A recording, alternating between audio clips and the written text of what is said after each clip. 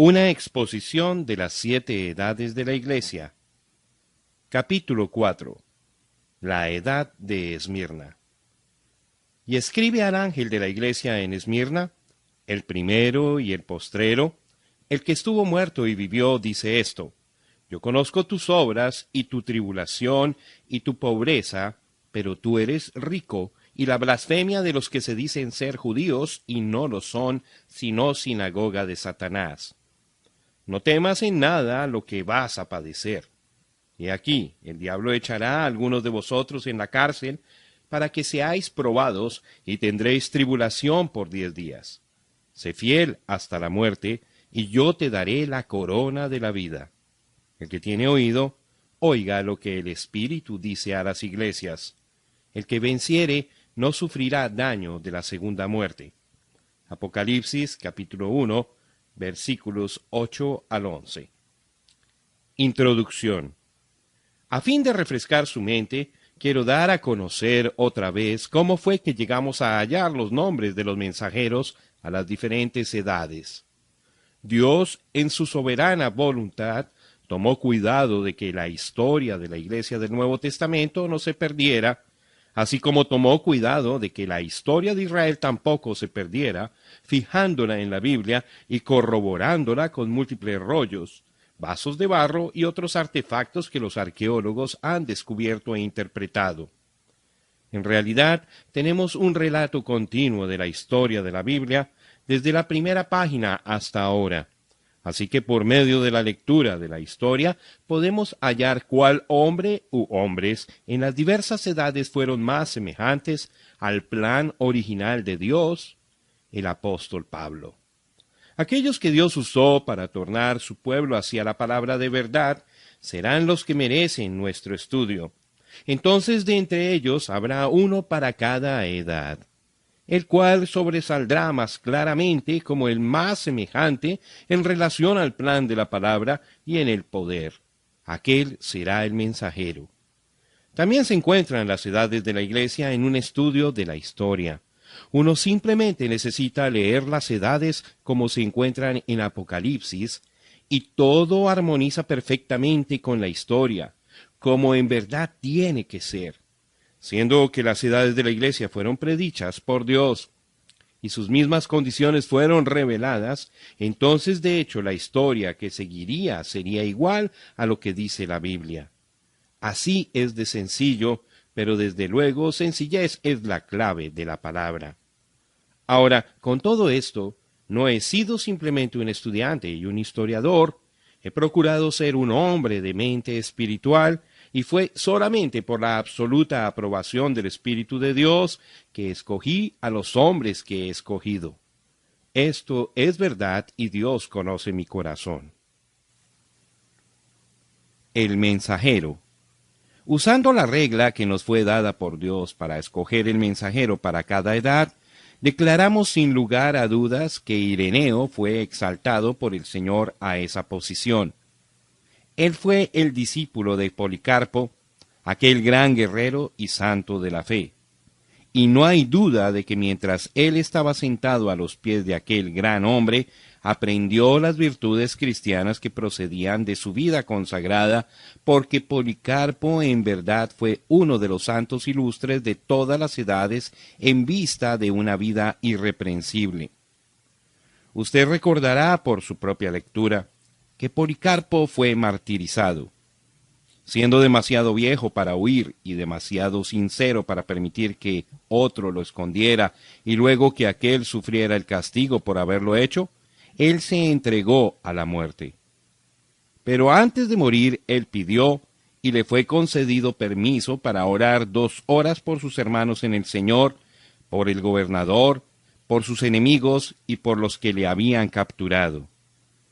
Como los poderosos santos de todas las edades, y deseando una mejor resurrección, él se mantuvo firme, negando renunciar al Señor, y murió con una conciencia libre. Él fue puesto en la pira, sin que le amarraran por su propia petición, y fue encendido en fuego. Las llamas rechazaban tocar su cuerpo, entonces fue traspasado con una espada. Cuando esto fue hecho, brotó agua de su costado apagando las llamas. Realmente se vio la partida de su espíritu en la forma de una palomita blanca que salió de su seno. Sin embargo, aun con un testimonio tan maravilloso, este estudiante de Juan el Revelador no militó en contra del sistema nicolaíta porque él mismo se inclinaba hacia la organización sin darse cuenta de que el deseo de compañerismo y lo que parecía ser un buen plan para nutrir la obra de Dios en verdad era una trampa del enemigo. Con Ireneo no fue así. Más bien él luchó en contra de cualquier forma de organización. También la historia de su vida, durante la cual sirvió al Señor, fue una vida de muchas manifestaciones del Espíritu Santo, y la palabra fue enseñada con una claridad y conformidad extraordinaria a los preceptos originales. Es conocido que sus iglesias en Francia tuvieron los dones del Espíritu en operación, porque los santos hablaron en lenguas, profetizaron, levantaron a los muertos y sanaron a los enfermos por la oración de fe. Él vio el peligro en cualquier clase de hermandad organizada entre los ancianos, pastores, etc. Él se mantuvo sólidamente a favor de una iglesia local, unida, llena del Espíritu, y en la cual se manifestaban los dones. Y Dios le honró porque el poder de Dios se manifestó entre los santos. Él también tenía un entendimiento claro en cuanto a la deidad. Y como él era discípulo de Policarpo, quien fue discípulo de San Juan, podemos saber con seguridad que él tuvo la enseñanza más perfecta que se podía tener sobre este tema. En el volumen 1, página 412 de los Padres de Antenicea, tenemos esta declaración que él hizo acerca de la deidad. Todas las demás expresiones, asimismo, muestran el título de uno y el mismo ser, el Señor del poder, el Señor, el Padre de todos, Dios Todopoderoso, Altísimo, Creador, Hacedor, y así, estos no son los nombres y los títulos de una sucesión de distintos seres, sino de uno y el mismo. Él declaró claramente que estos solamente son títulos, como también es Rosa de Sarón, estrella resplandeciente de la mañana, el más bello entre 10,000, etc. Ni tampoco hay más que un solo Dios y su nombre es Señor Jesucristo. Así que con su fidelidad exacta a la palabra, su entendimiento maravilloso de las Escrituras y la asistencia del poder de Dios sobre aquel ministerio, él es la selección correcta para la edad. Es en verdad desafortunado que las otras edades no tuvieron en sus mensajeros tal combinación de frutos, poder y dirección en el Espíritu Santo y en la palabra. Esmirna. La ciudad de Esmirna estaba un poco al norte de Éfeso, en la boca del Golfo de Esmirna. Por razón de su puerto tan fino, era un centro comercial conocido por sus exportaciones. También se distinguía por sus escuelas de retórica, filosofía, medicina, ciencias y arquitectura. Muchos judíos vivían allí y estaban opuestos violentamente al cristianismo, aún más que los mismos romanos. Hasta por cierto, Policarpo, el primer obispo en Esmirna, fue martirizado por los judíos, y se dice que los judíos profanaron su día santo, sábado, para acarrear la leña que habría de ser su pira fúnebre. La palabra Esmirna quiere decir amargo, siendo derivado de la palabra mirra. La mirra se usaba en el embalsamiento de los muertos, así que tenemos un doble significado en el nombre de esta edad. Era una edad amarga, llena de muerte. Las dos vides en el armazón de la iglesia se estaban separando aún más con una amargura acrecentada hacia la vid verdadera de parte de la vid falsa. La muerte no era únicamente la simiente de la vid falsa, sino que aún en la vid verdadera había una parálisis progresiva y una impotencia, porque ya se habían separado de la verdad genuina de los primeros años después de Pentecostés, y ningún verdadero creyente es más fuerte y más vivo y de mejor salud espiritual que su mismo conocimiento y fidelidad a la pura palabra de Dios, como es visto en múltiples ejemplos en el Antiguo Testamento.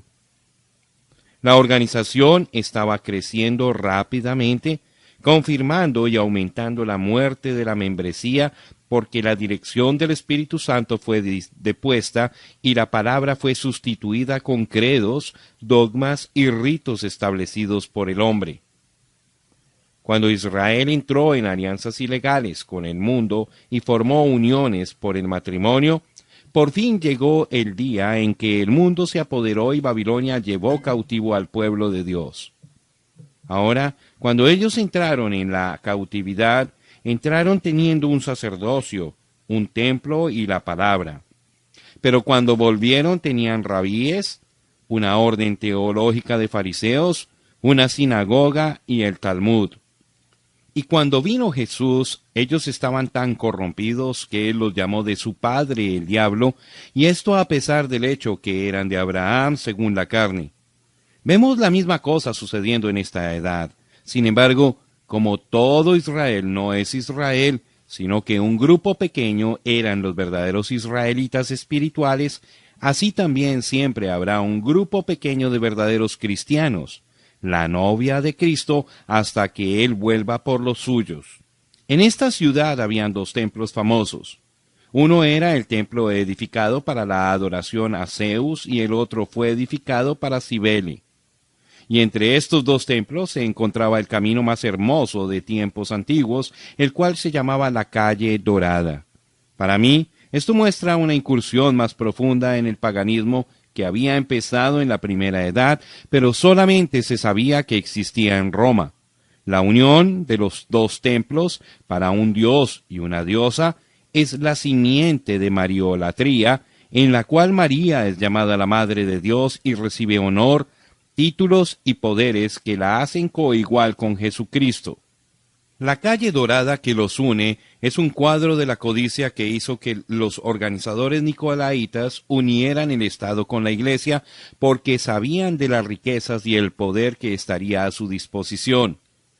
Así como en la edad de Éfeso se sembró la semilla para la trágica edad de Pérgamo, que todavía estaba en el futuro, esta edad de Esmirna era la lluvia, el sol y el nutrimento que aseguraba la vil corrupción que confirmaría a la Iglesia en idolatría, la cual es fornicación espiritual, de la cual ella nunca saldría. La muerte estaba penetrando desde la raíz hasta las ramas, y todos aquellos que tomaron de ella tomaron amargura y muerte. Esta edad fue desde 170 hasta 312 después de Cristo. El saludo. El primero y el postrero, el que estuvo muerto y vivió, dice esto. Apocalipsis capítulo 2, verso 8. El primero y el postrero, el que estuvo muerto y vivió. Ahora, estas palabras no son de un hombre. Un hombre, si aún pudiera hablar desde la tumba, diría, yo soy el primero y el postrero que fue vivo y es muerto. La primera cosa que sucede con el hombre es el nacimiento, es vivo, y la última cosa que sucede es la muerte. Así que aquí no es un hombre el que habla, es la deidad. El hombre, Adán, recibió vida y la tornó en muerte. Pero este hombre, Jesús, tomó muerte y la tornó en vida. Adán tomó inocencia y la volvió en culpa. Este ser justo tomó la culpa y la volvió en justicia. Adán tomó un paraíso y lo tornó en un desierto desolado, pero este ser justo viene para tomar un mundo que está oscilando y meciéndose con destrucción para volverlo en otro Edén. Adán tomó una vida de compañerismo y gozo con Dios y la volvió en un desierto de oscuridad espiritual que produjo todo el pecado, decadencia moral, dolor, sufrimiento, decepción y la corrupción que lucha entre el alma del hombre. Pero este ser justo, de toda la muerte y degradación trágica que sobreabundaba en el género humano, produjo una vida de justicia y hermosura para que así como el pecado en un tiempo reinaba hasta la muerte, así también podrían los hombres ahora reinar en justicia por medio de uno, Cristo Jesús, y no como fue la ofensa, aunque en verdad fue terrible, pero ahora cuanto más es su don de vida eterna.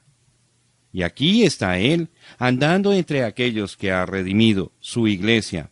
¿Y qué eran aquellos que fueron redimidos? ¿No fueron muchos de ellos como Pablo, asesinos y corruptores? ¿No fueron muchos como el ladrón que moría en la cruz, ladrones y homicidas? Todos son trofeos de su gracia, todos siendo resucitados, hechos vivos en Cristo Jesús, el Señor. Quisiera saber si usted notó el saludo a la primera edad y luego si notó el saludo a esta edad. Pónganlos juntos. El que tiene las 7 estrellas en su diestra, el cual anda en medio de las 7 iglesias, dice esto. El primero y postrero, que estuvo muerto y vivió, dice esto. Esta es una y la misma persona, y Él nos está dando a conocer que la iglesia es suya. Como la semilla del fruto está en medio del fruto, así también Él, la simiente real, está en medio de la iglesia.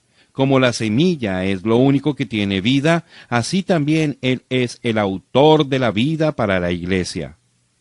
El hecho de que Él está andando significa su cuidado inagotable por ella. Él es el pastor supremo vigilando sobre lo suyo. Ese es su derecho porque Él compró la iglesia con su propia sangre. Aquella sangre es la sangre de Dios.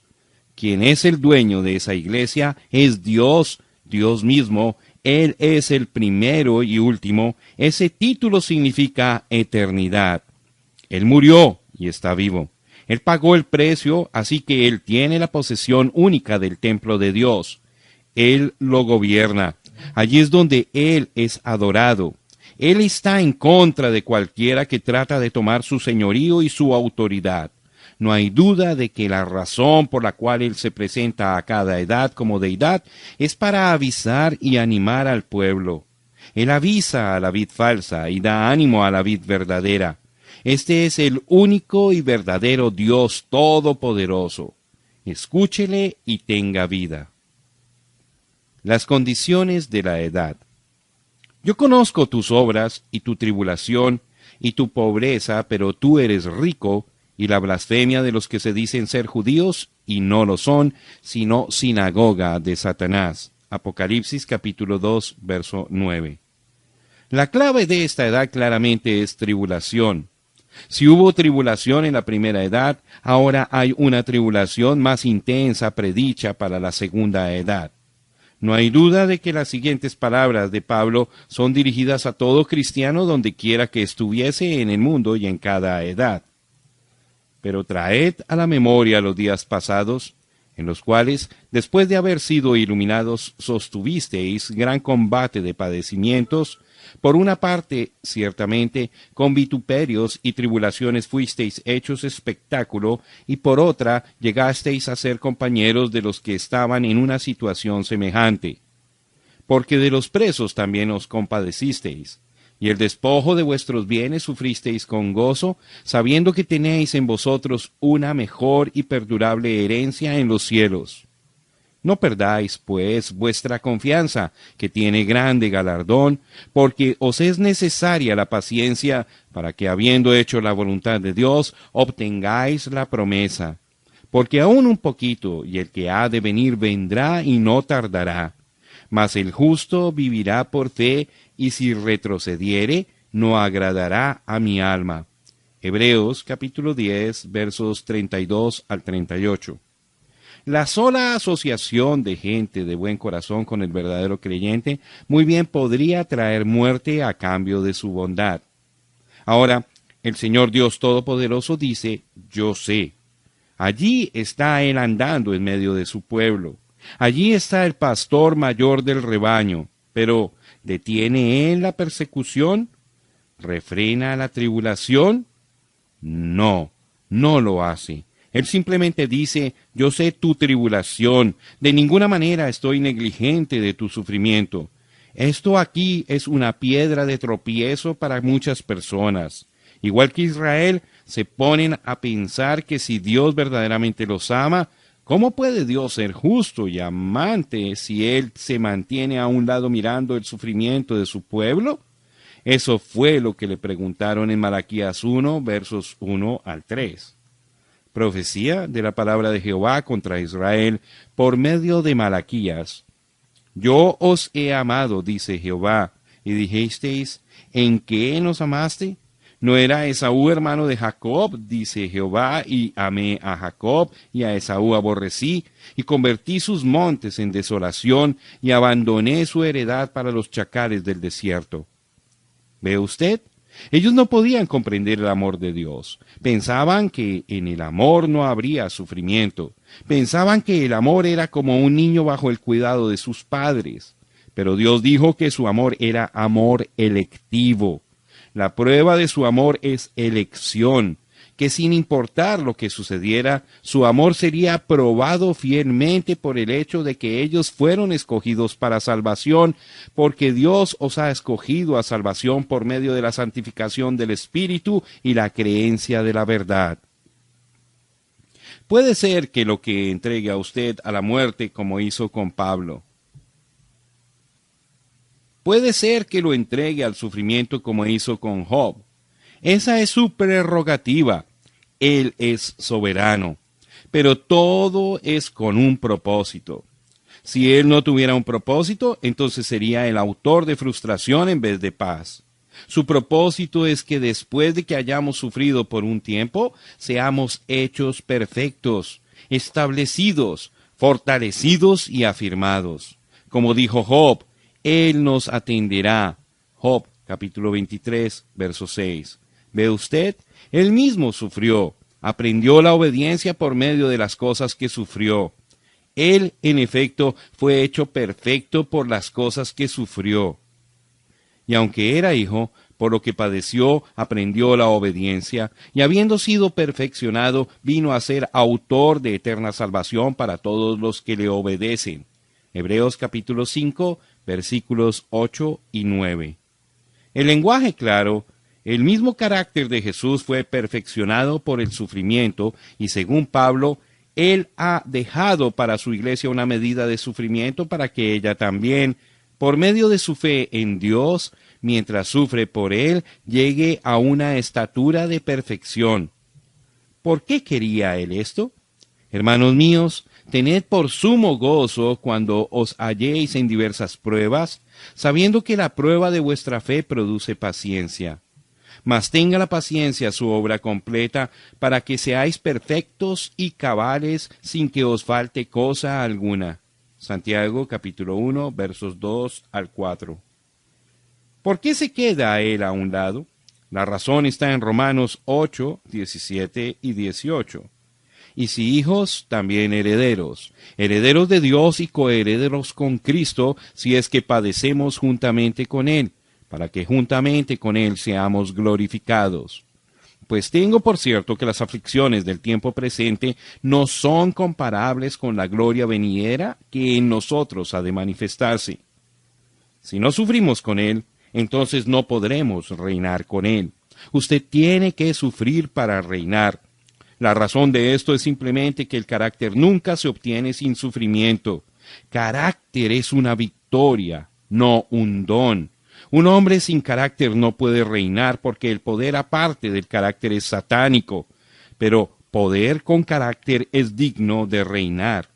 Y siendo que Él quiere que nosotros compartamos aún de su trono de la misma manera en que Él venció y se sentó en el trono de su Padre, entonces nosotros tenemos que vencer para sentarnos con Él.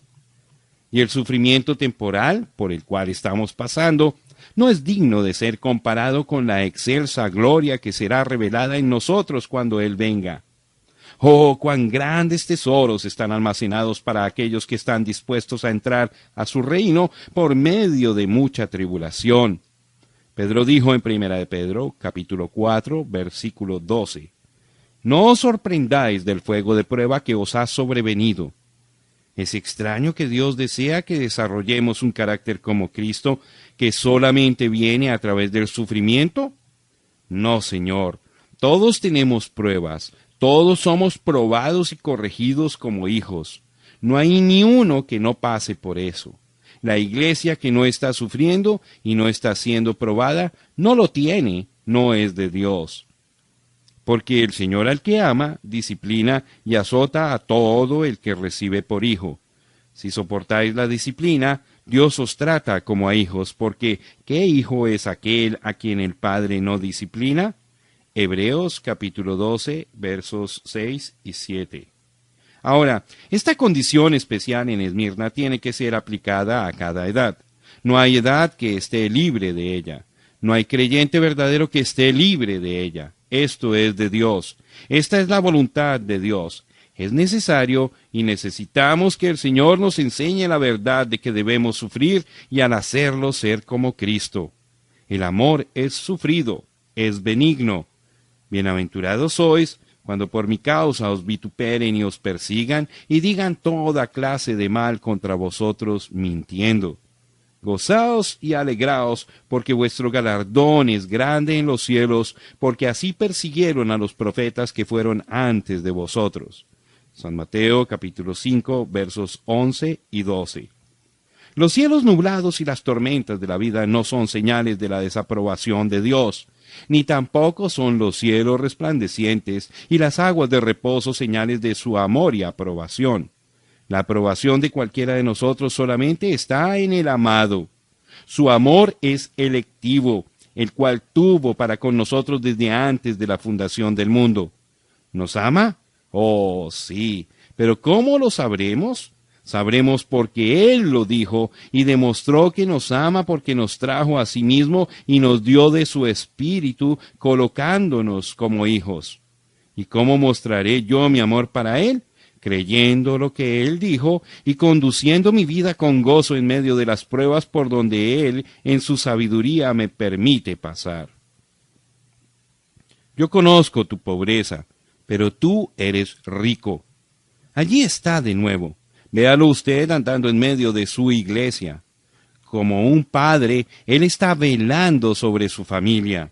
Él es la cabeza de su casa. Él es el proveedor.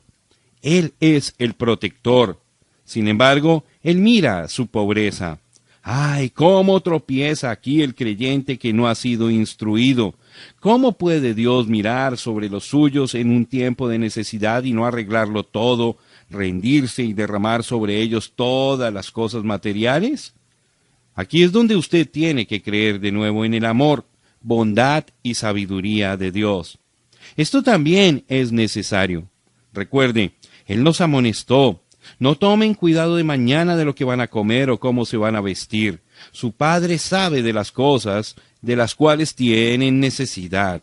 El quien viste al lirio de los campos y alimenta a los pajarillos hará mucho más para con ustedes. Estas cosas físicas no son las verdaderas necesidades básicas de su vida, porque la vida de un hombre no consiste de las cosas que él posee. Mas busquen primeramente el reino de Dios y su justicia, y todas las necesidades materiales les serán añadidas. El pueblo de Dios no es del pensar material, sino que tienen la mente de Cristo. Ellos no buscan los tesoros de abajo, sino de arriba. Es absolutamente la verdad. La mayoría de los cristianos no son ricos, más bien son pobres. Así fue en los días de Jesús y en los días de Pablo, y así debiera ser hoy. Pero hoy día no es exactamente así, porque la edad de la Odisea tiene abundantes riquezas en donde muchas veces el criterio de espiritualidad es una abundancia de bienes materiales. ¡Ay, cuán rica es la iglesia en bienes terrenales! Pero cuán pobre es en espíritu. Bienaventurados ustedes que son pobres, porque de ustedes es el reino de Dios. El reino de Dios no es alimento y bebida, no es material, está dentro de nosotros. Un hombre rico es rico en Dios, no en las cosas del mundo. El Espíritu clama: oh, yo veo tu pobreza, veo tu necesidad, no tienes mucho ni aun algo de que gloriarte. Lo que tenías te ha sido quitado.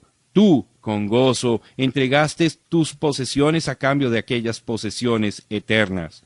Todos se ríen de ti, todos te hacen mofa. Tú no tienes recursos materiales sobre los cuales puedes confiarte, pero en vista de todo esto, tú eres rico. Tu seguridad está en Él, quien es tu escudo y tu gran recompensa. Tu reino está por venir, y sí vendrá, y será un reino sin fin. Sí, yo sé tus pruebas y problemas, yo sé cuán duro es proseguir, pero yo me acordaré de todo esto cuando vuelva para reclamarte como mío, y entonces te recompensaré. Ahora, esto no es nada en contra de hombres ricos, porque Dios sí puede salvar a los ricos. Algunos de los hijos de Dios son ricos, pero el dinero puede ser un engaño tan tremendo, tanto para los que lo tienen como para los que no lo tienen. Allá en la primera edad, Santiago amonestó a aquellos que reverenciaban a los ricos. Hermanos míos, que vuestra fe en nuestro glorioso Señor Jesucristo sea sin acepción de personas. Los pobres estaban ensalzando a los ricos para obtener sus favores en vez de confiar en Dios. No lo hagan, dice Santiago, no lo hagan. El dinero no es todo, el dinero no es la respuesta, ni tampoco es la respuesta para hoy. Tenemos más riquezas que jamás hemos tenido, pero se está logrando menos espiritualmente. Dios no obra por medio del dinero. Él se mueve por su espíritu, y ese movimiento del espíritu solamente viene a una vida consagrada a la palabra. La sinagoga de Satanás. Yo conozco la blasfemia de los que se dicen ser judíos y no lo son, sino sinagoga de Satanás. Apocalipsis capítulo 2, versículo 9, parte B. Aquí está un versículo que merece mucho estudio, no solamente por razón de sus palabras tan raras, sino también porque está virtualmente repetido de una edad que existe más de 1000 años después. Yo conozco tus obras y tu tribulación y tu pobreza, pero tú eres rico, y la blasfemia de los que se dicen ser judíos y no lo son, sino sinagoga de Satanás. Apocalipsis capítulo 2, verso 9. Para comenzar, la palabra judíos no describe la religión del pueblo judío, más bien se refiere a la gente de Judá, y tiene el mismo sentido como si yo dijere, yo soy irlandés por nacimiento. Estas personas estaban diciendo que en verdad eran judíos, judíos verdaderos por nacimiento. Eran mentirosos, no eran judíos por nacimiento, ni tampoco eran judíos por religión. Si todo esto es verdad, entonces, ¿qué eran? Eran personas engañadas que ya eran parte de la iglesia, pertenecían a la vid falsa. No eran de la iglesia verdadera, sino de la iglesia falsa, porque Dios dijo, ellos son la sinagoga de Satanás. Ahora, la palabra sinagoga no es la misma que nosotros usamos para iglesia. En la Biblia, iglesia quiere decir los llamados fuera o los convocados. El salmista dijo acerca de este pueblo escogido, bienaventurado el que tú escogieres y atrajeres a ti, para que habite en tus atrios, seremos saciados del bien de tu casa, de tu santo templo. Salmo, capítulo 65, versículo 4. Pero el significado de sinagoga es asamblea o reunión, la cual puede ser buena o mala, pero en este caso era mala porque estos eran aquellos cuya asamblea no era de Dios, sino de sí mismos. Isaías dijo acerca de ellos, si alguno conspirare contra ti, lo hará sin mí. El que contra ti conspirare delante de ti caerá. Isaías capítulo 54, versículo 15. Y siendo que estos seguramente estaban en contra de la vid verdadera, algún día Dios lidiará con ellos en destrucción. Ahora, ¿por qué es que tenemos a una gente en la armazón de la iglesia que se están llamando judíos? La razón es esta. Siendo que eran mentirosos, podían reclamar cualquier cosa. Podían decir lo que querían como si fuera verdad y persistir en ello. Y en este caso estarían mintiendo con un pensamiento muy poderoso en la mente. ¿No era verdad que la iglesia primitiva fue compuesta casi enteramente de judíos, y así constituyéndolos a ellos los miembros originales de su cuerpo? Los 12 apóstoles fueron judíos, y los apóstoles que siguieron, si no fueron judíos, fueron prosélitos. Así que al jurar que eran judíos les daba preeminencia y un derecho a la originalidad. Diga usted una mentira, persista con ella, no se entere de la historia ni de los hechos actuales, solamente dígala y continúe diciéndola a la gente y al poco tiempo la gente la recibirá. Ahora, ¿notó usted algo allí? ¿No es ese el mismo espíritu que está en la iglesia hoy? ¿No hay un grupo que dice que es la iglesia verdadera y original y que la salvación se halla solamente en ella? ¿No dicen que tienen las llaves del reino, las cuales obtuvieron de Pedro? ¿No dicen que Pedro fue su primer papa, que él radicó en Roma, cuando no hay ningún hecho histórico para respaldarlo? Y aún sus miembros de más educación y conocimiento creen sus mentiras. Sinagoga de Satanás. Y si Satanás es su padre, siendo el padre de la mentira, entonces no es extraño que aquellos en su sinagoga sean mentirosos también. Considere el pensamiento de blasfemia. Estos de la sinagoga de Satanás no estaban blasfemando a Dios en este caso, aunque eso ya se sabe de antemano, pero estaban blasfemando a la iglesia verdadera. Ciertamente, como Caín persiguió y mató a Abel porque él, Caín, era del maligno, y como los seguidores muertos formales del judaísmo, Jesús dijo que eran de su padre, el diablo, trataron de destruir a los cristianos en los primeros años de la primera edad. Ahora, este mismo grupo, la vid falsa, está aún más fuertemente tratando de destruir al verdadero creyente en la segunda edad. Aquel espíritu de anticristo estaba creciendo. El grupo que por pulgadas entró tan lentamente a la iglesia por medio de sus obras, el nicolaísmo, ya no teme ser expuesto, sino que está plenamente organizado en un grupo de su propia convocación y está viniendo en contra de la iglesia verdadera en abierta hostilidad. Ahora, cuando yo digo que esta fue una iglesia organizada y anticristiana, le estoy dando la verdad de la auténtica historia. La primera iglesia fundada en Roma, trazaremos su historia en la edad de Pérgamo, ya había vuelto la verdad de Dios en una mentira por medio de la introducción de una religión pagana con nombres y significados cristianos. Ya para el tiempo de la segunda edad era tan pagana, aunque decía que era la iglesia verdadera, que hasta Policarpo viajó como una distancia de 2000 kilómetros, ya estando en una edad avanzada para pedirles que volvieran a la verdad. Ellos no lo harían. Tenían una jerarquía sólida, una organización bien fundada y un abandono completo de la palabra.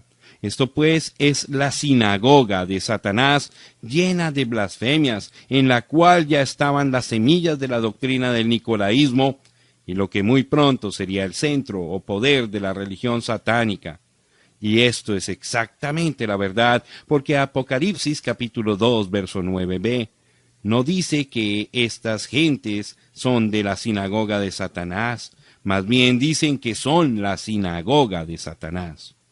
Este espíritu del anticristo no es algo nuevo, no es algo que apenas brotó en las edades de la iglesia, ha estado aquí todo el tiempo. Para tener un entendimiento claro de cómo es que funciona, cómo es que va en contra de Dios y se apodera de la iglesia, fíjese en el Antiguo Testamento y véalo allí. Examinemos este espíritu tal como fue manifestado en Israel cuando ella salió de Egipto para hacer la iglesia en el desierto. Así como la iglesia primitiva empezó bajo la administración pura del Espíritu Santo, con señales, prodigios y manifestaciones como profecía, lenguas e interpretaciones, sabiduría, conocimiento y sanidad, así también en los días de Israel, cuando ellos salieron de Egipto, estaban bajo la guianza del Espíritu de Dios manifestándose con dones. Dios era el que guiaba al pueblo. En realidad, Él era su rey. Él era un padre, rey. Él cuidaba de Israel como un hombre cuida de su familia. Él los alimentó, peleó sus batallas, arregló sus dificultades y resolvió sus problemas. Él se ocupó enteramente de ellos.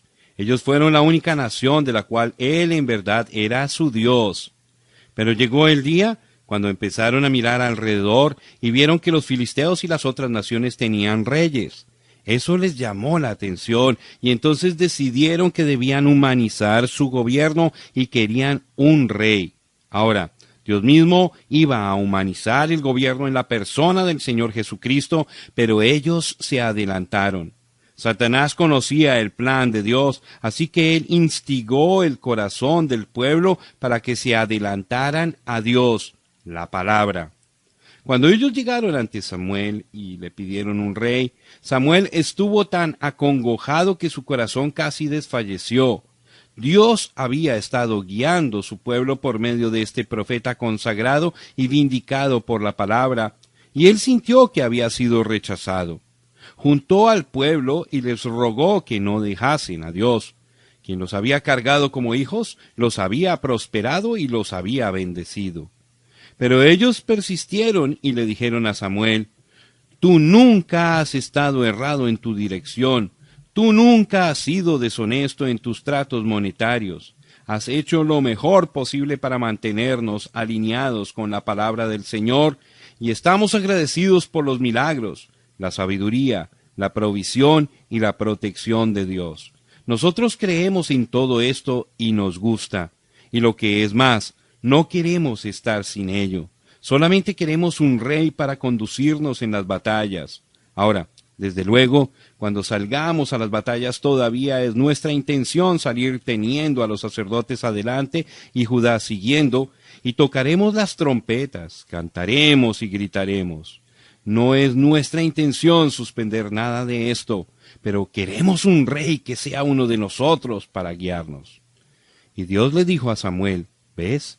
Ellos no te han rechazado a ti, sino que me han rechazado a mí para que no gobierne más sobre ellos». ¡Cuán trágico fue eso! Es que no reconocieron que cuando le estaban pidiendo a Dios que los dejara ser como el resto del mundo, lo estaban rechazando a Él, porque Dios había ordenado que su pueblo se portara diferente de los del mundo. Ellos no son del mundo, no se parecen al mundo y no actúan como el mundo. Ellos están crucificados para el mundo y el mundo está crucificado para ellos. Por lo cual, salid de en medio de ellos y apartaos, dice el Señor, y no toquéis lo inmundo, y yo os recibiré. Y seré para vosotros por padre, y vosotros me seréis hijos e hijas, dice el Señor Todopoderoso.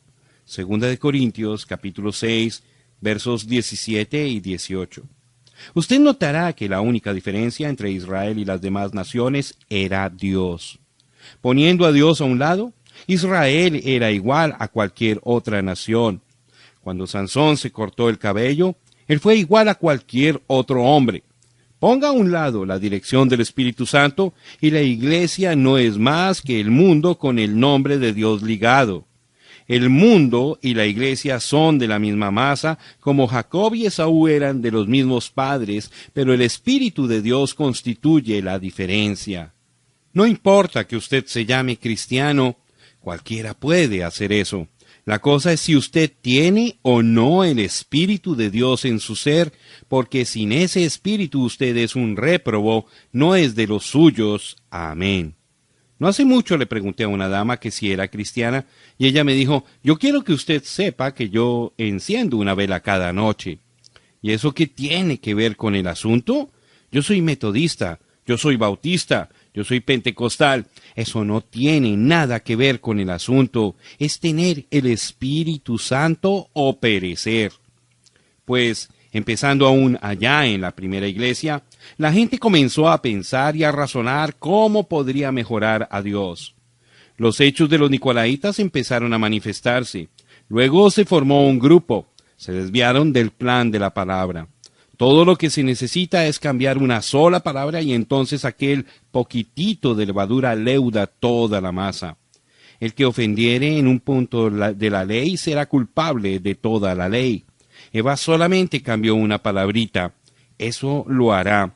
Y cuando se formó aquel grupo, del cual Satanás era el centro, empezó a odiar y a pelear con los verdaderos creyentes, insistiendo que ellos, los extranjeros, eran la iglesia de Dios.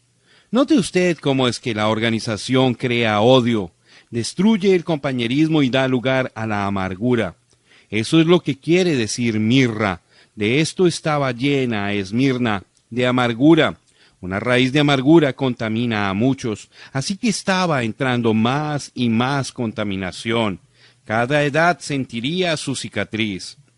La iglesia de Esmirna se había ido con la corriente, lejos del original.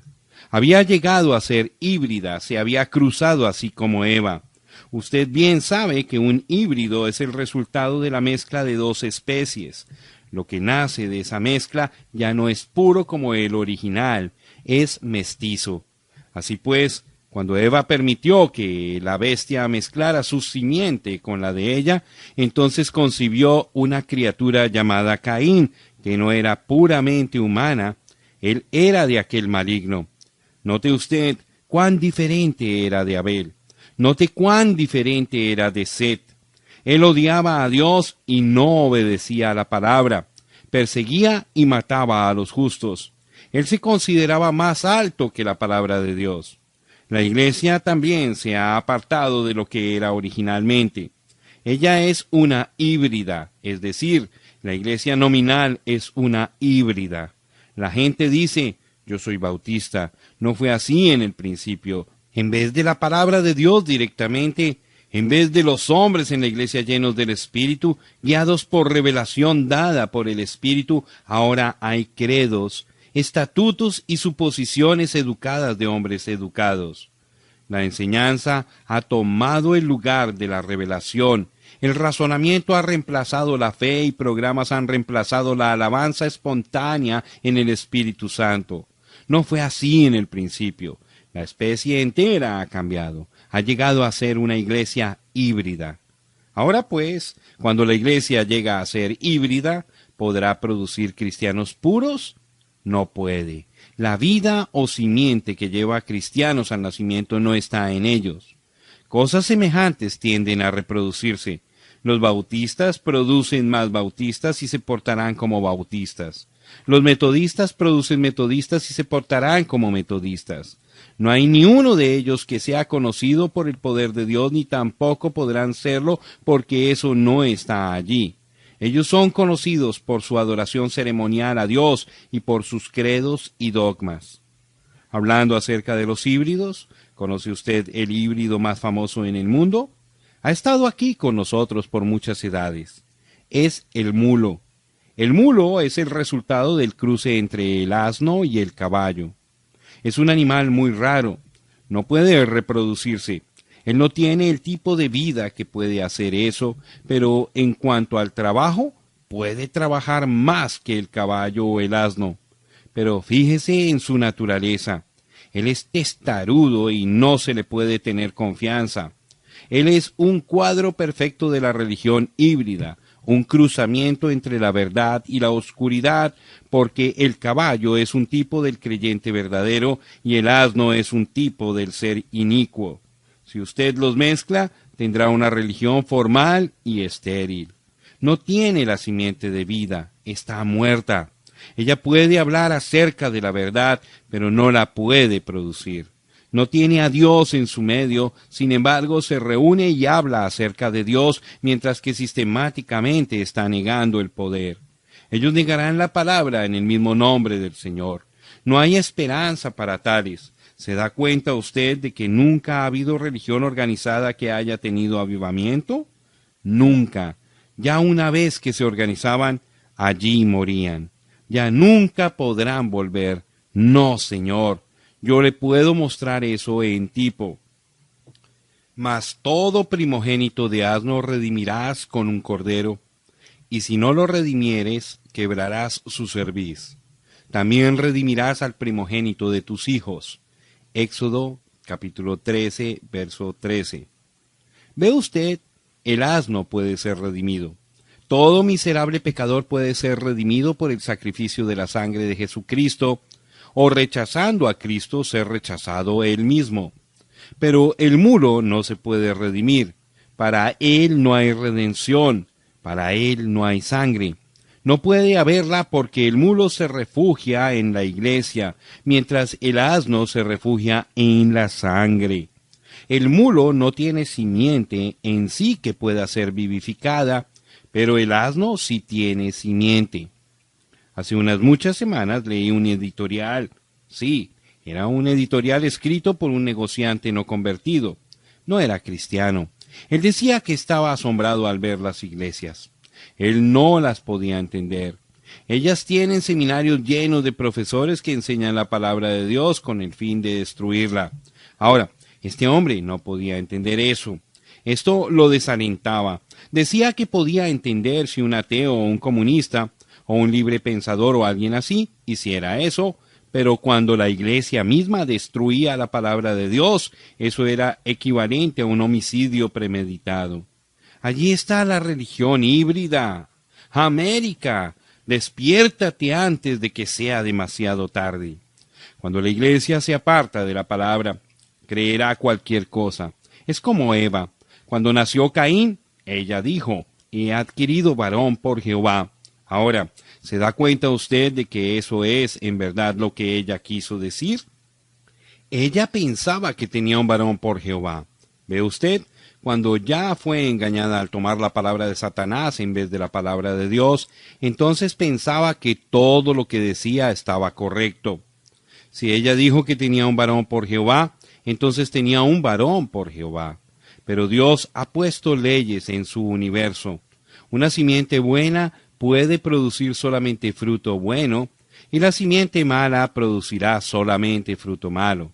Ahora, cada simiente, aun siendo diferente, utilizará la misma tierra, el mismo alimento, la misma humedad y el mismo sol, pero cada una también producirá de su misma especie.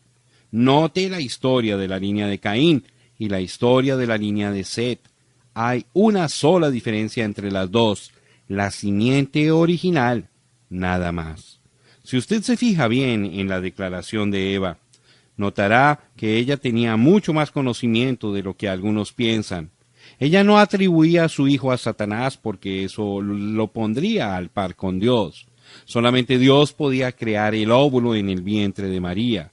Satanás no podía hacer eso y Eva lo sabía. Satanás solamente puede pervertir.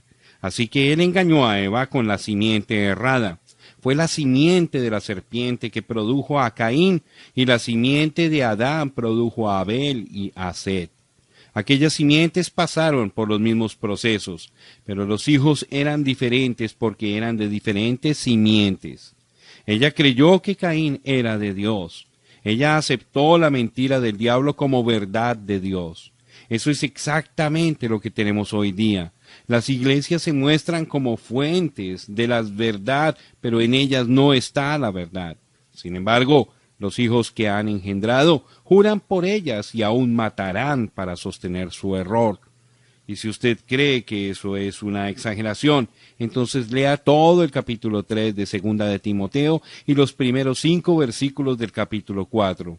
Dice así: Te encarezco delante de Dios y del Señor Jesucristo, que juzgará a los vivos y a los muertos en su manifestación y en su reino, que prediques la palabra, que instes a tiempo y fuera de tiempo, redarguye, reprende, exhorta con toda paciencia y doctrina, porque vendrá tiempo cuando no sufrirán la sana doctrina, sino que teniendo comezón de oír, se amontonarán maestros conforme a sus propias concupiscencias, y apartarán de la verdad el oído, y se volverán a las fábulas.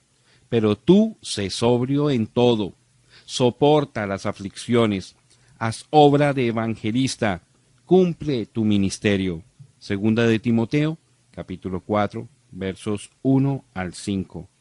Cuando la iglesia permitió la separación del original, como hizo Adán y Eva, entonces entró la muerte. En ella no hay fuerza, ella ha llegado a ser una monstruosidad.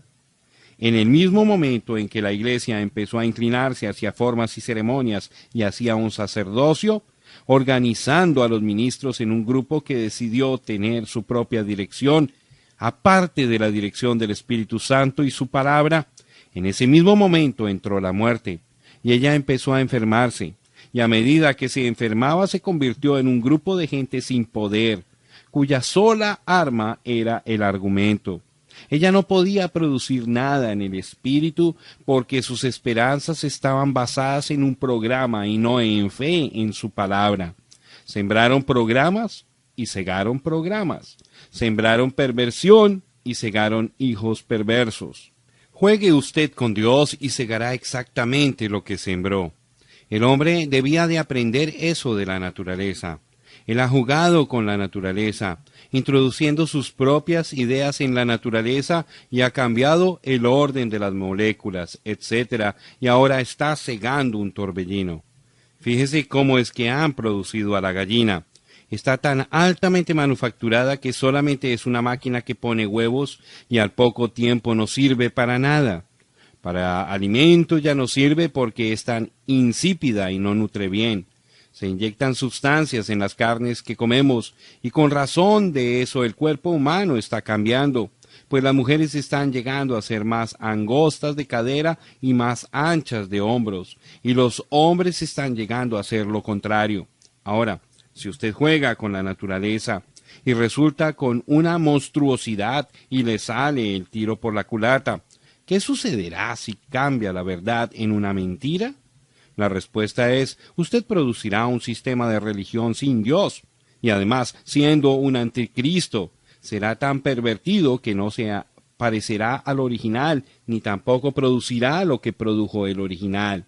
La única respuesta que Dios tiene para tal situación es el lago de fuego.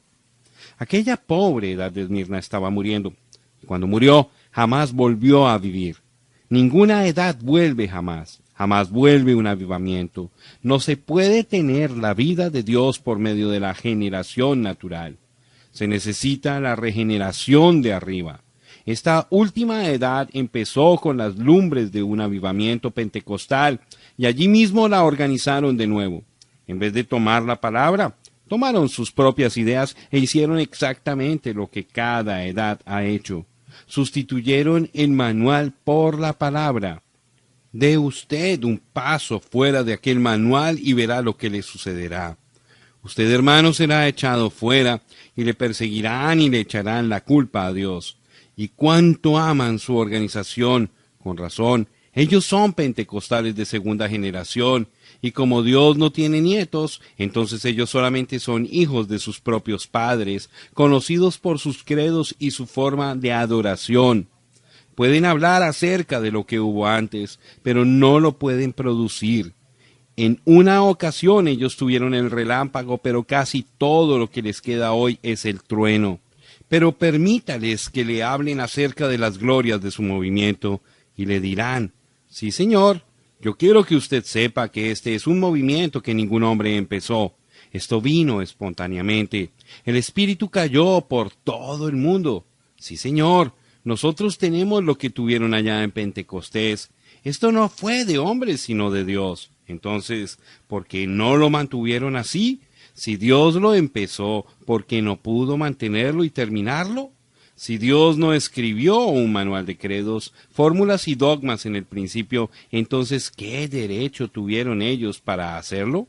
Dios derramó su espíritu sobre bautistas, metodistas, nazarenos adventistas, presbiterianos, hermanos, iglesia de Dios, varios así llamados, etc.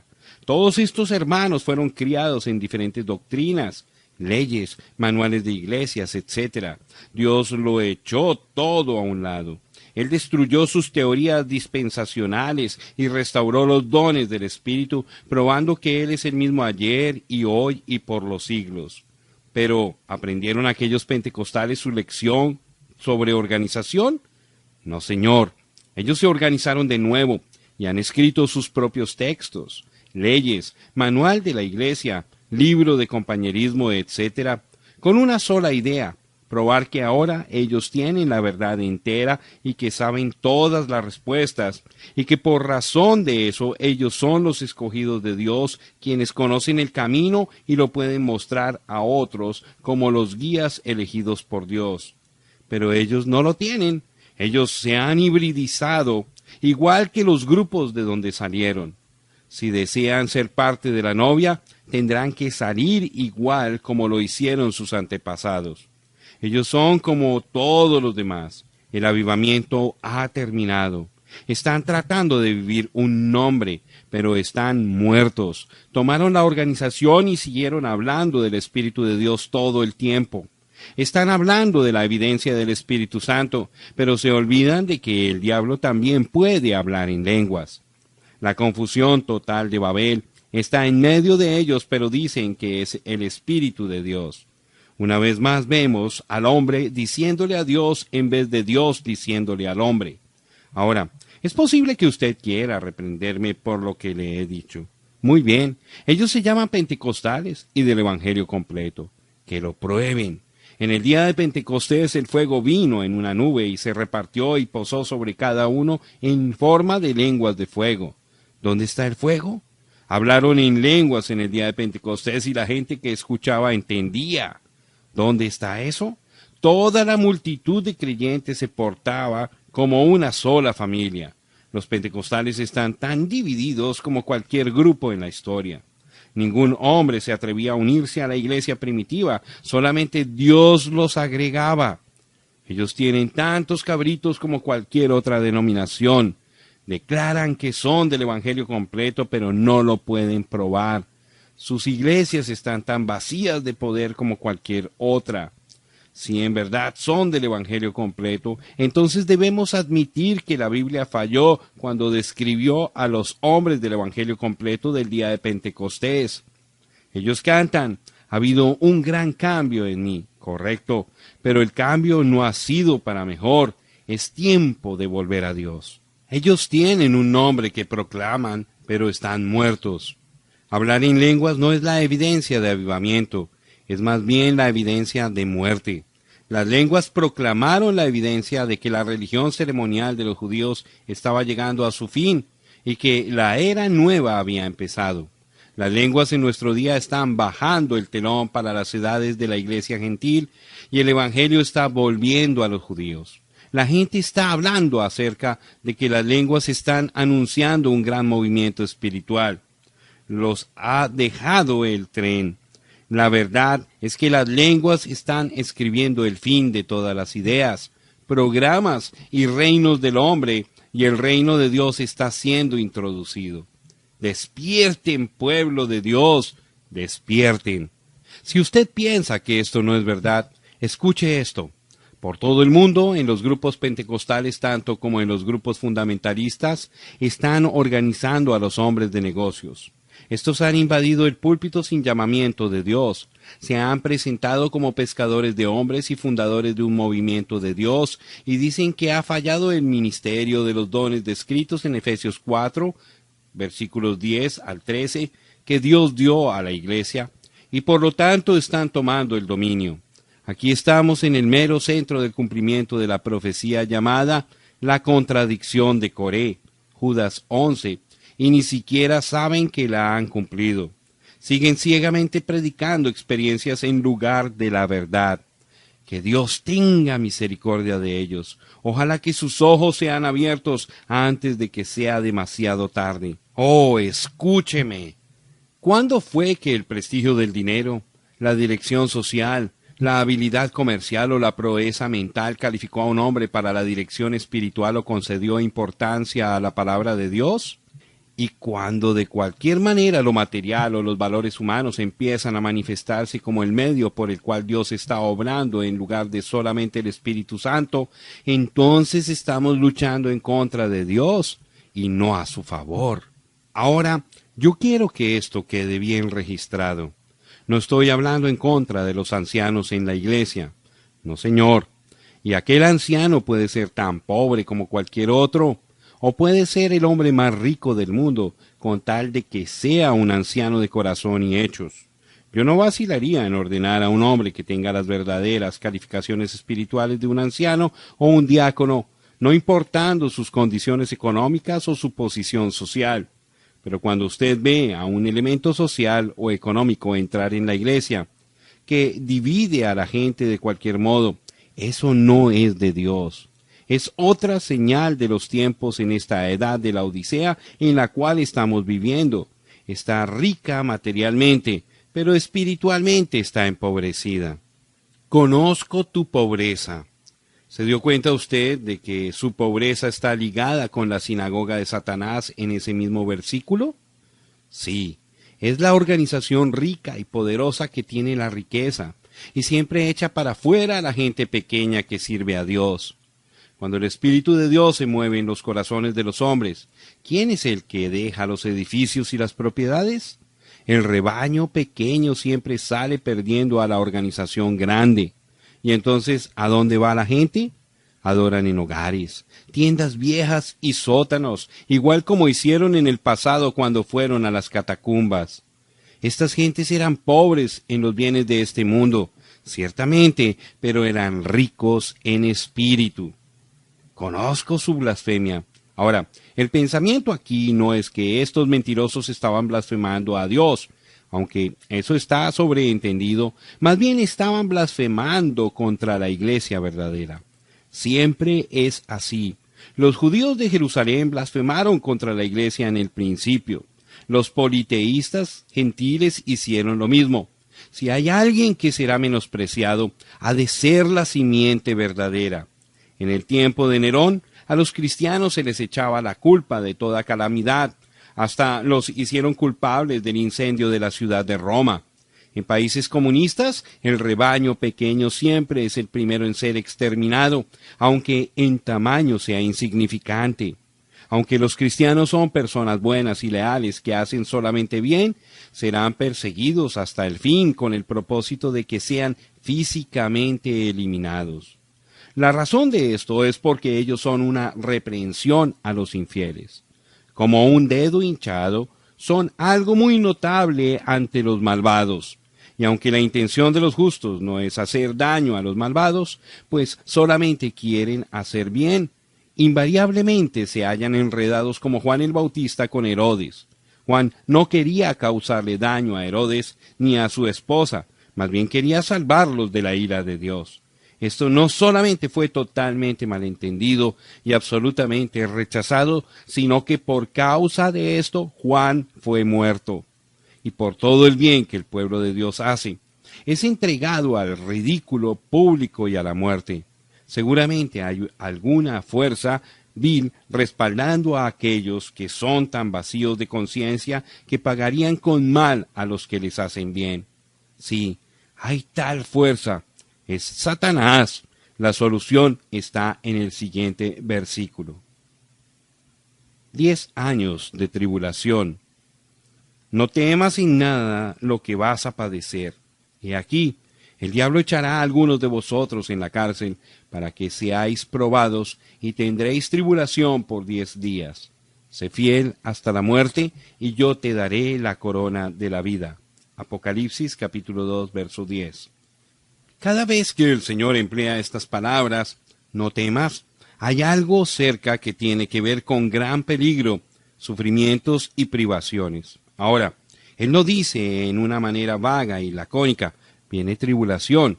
Eso nos espantaría, sino como una madre cuando va a apagar la luz le dice a su hijo para que no se asuste. No temas, porque la luz se va a apagar y entonces será oscuro. Pero recuerda, yo estoy aquí contigo. Así también Él dice, no temáis al hombre o lo que Él os pueda hacer. Yo estoy con vosotros y mi gracia es suficiente para vosotros. Cuando pasareis por las aguas, ellas no os anegarán, ni aun en la muerte sois derrotados. Sois más que vencedores. El gran apóstol Pablo conocía por experiencia la realidad de esas palabras y por lo tanto nos escribió, ¿quién nos separará del amor de Cristo? ¿Tribulación, o angustia, o persecución, o hambre, o desnudez, o peligro, o espada? Como está escrito, por causa de ti somos muertos todo el tiempo. Somos contados como ovejas de matadero. Antes, en todas estas cosas somos más que vencedores por medio de aquel que nos amó. Por lo cual estoy seguro de que ni la muerte, ni la vida, ni ángeles, ni principados, ni potestades, ni lo presente, ni lo porvenir, ni lo alto, ni lo profundo, ni ninguna otra cosa creada nos podrá separar del amor de Dios, que es en Cristo Jesús, Señor nuestro. Romanos capítulo 8, versos 35 al 39. No, no debemos temer. Su amor arroja todo temor. Pero note lo que Él dice. El diablo echará a algunos de vosotros en la cárcel para que seáis probados. Los judíos estaban haciendo eso en ese mismo tiempo. Los sacerdotes paganos también estaban haciendo lo mismo. Los gobernadores que trataban de ganar el aprecio del pueblo, al cual le encantaba el circo, lanzaban los cristianos a millares a su muerte, destruyéndolos con leones y gladiadores. ¿Qué tenía el diablo que ver con eso? ¿Por qué hacerlo culpable? Oh, pero es el odio del diablo el que respaldaba todo eso. Él estaba detrás de todo porque odia a Dios. Lo que Dios dispuso en su corazón para hacer, sin duda, eso es lo que el diablo se propone a destruir. Pero fíjese, aquí hay algo de iluminación. Si Satanás estaba detrás de los judíos, los cuales estaban trayendo los cristianos a la ley, entonces estos judíos no eran de la religión de Dios, sino de la religión del diablo. Su reunión también era la sinagoga de Satanás. Y si la Iglesia Católica Romana mató a multitudes de creyentes en las edades del oscurantismo, sí, y aún en todas las edades, entonces ella también es del diablo y pertenece a Satanás. Y si usted piensa que esto es ofensivo, solamente espere que se cumpla la profecía de Apocalipsis 13. Es abundantemente claro que los Estados Unidos de América se encuentra en ese capítulo. El mismo número 13 es un símbolo de esta nación. Empezó con 13 colonias. Su bandera originalmente tenía 13 estrellas y 13 rayas, y allí está su destino en el capítulo 13. En la imagen que es mencionada en este capítulo se hallará toda la maldad de la bestia que fue antes de ella. Así como la bestia salió del concilio de Nicea, la imagen saldrá del concilio mundial de iglesias con todo poder impío y satánico para dar lugar a la ira del diablo sobre la vid verdadera de Dios. Será una repetición de toda crueldad y astucia diabólica. Aquellos que luchan en contra de los humildes de Dios y hacen mofa y destruyen, déjelos que sigan. Y en verdad lo harán. Y todo esto lo hacen en el nombre de Dios y religión. Pero mienten. Ellos no son de Dios, son de su padre el diablo. Ellos, por medio de sus hechos en contra de cualquier persona, manifiestan lo que en verdad son. Déjelos que se organicen y que repudien al rebaño pequeño. Solamente están mostrando claramente a todos que son del diablo. Son de la vid falsa, la vid que asesina. Su odio prueba quiénes son, la iglesia nicolaíta del anticristo. Serán echados en la cárcel. Sí, son llevados ante la ley y acusados falsamente y probados y encarcelados. Y desde luego todo es hecho en el nombre de religión, decencia y total inocencia. Todo es hecho para una causa noble. Esto me hace pensar de la decisión de la Corte Suprema tocante a la oración y la lectura de la Biblia en las escuelas. ¿Quién está detrás de todo eso? Satanás. Solamente es otra explosión de ira en contra de Dios. Tendréis tribulación por 10 días. Aquí está una profecía. Y juntamente con ella está un modo de determinar el tiempo que duró la edad de Esmirna. Diocleciano, el emperador más cruel de todos los emperadores, lanzó una campaña de terror en contra de los santos de Dios, que si no hubiera sido por la misericordia de Dios, hubiera acabado con todos los creyentes. Fue la campaña más sangrienta en la historia y duró 10 años. Los 10 días de Apocalipsis 2, verso 10, parte B, de 302 a 312 después de Cristo. Sé fiel hasta la muerte. Él no dice sé fiel solamente hasta la muerte, sino que hasta en la muerte. Puede ser que usted tenga que sellar su testimonio con su propia sangre. Miles y aún millones han muerto a través de todas las edades. Murieron en la fe. Como Antipas, el mártir fiel, no estimaron preciosa su vida aún en la muerte. Frecuentemente pensamos que sería casi imposible ser un mártir, pero recuerde usted que la fe que empleamos diariamente para triunfar en Cristo Jesús es la misma fe que sostuvo a los Policarpos y a todos los mártires. La fe suprema dará gracia suprema para la hora suprema. Alabado sea Dios para siempre. Y yo te daré la corona de la vida. Siendo que aún el dar un vaso de agua fría en el nombre del Señor tendrá recompensa. cuán grande será la recompensa de aquel que da su vida como mártir por el nombre del Señor Jesús. Quizás podremos tener una pequeña idea si comparamos esta corona con la corona que se gana en una carrera atlética. San Pablo dice, ¿no sabéis que los que corren en el estadio, todos a la verdad corren, pero uno solo se lleva el premio? Corred de tal manera que lo obtengáis. Primera de Corintios, capítulo 9, verso 24. La corona que se le daba al que ganaba la carrera olímpica era una guirnalda de ramas de olivo, pero la corona mencionada aquí es la revelación dada a un mártir, es la corona de realeza. Jesús la llama la corona de la vida. Una corona es para aquellos que se han esforzado, la otra corona es para aquellos que se han entregado. Ambas son incorruptibles, no perecerán.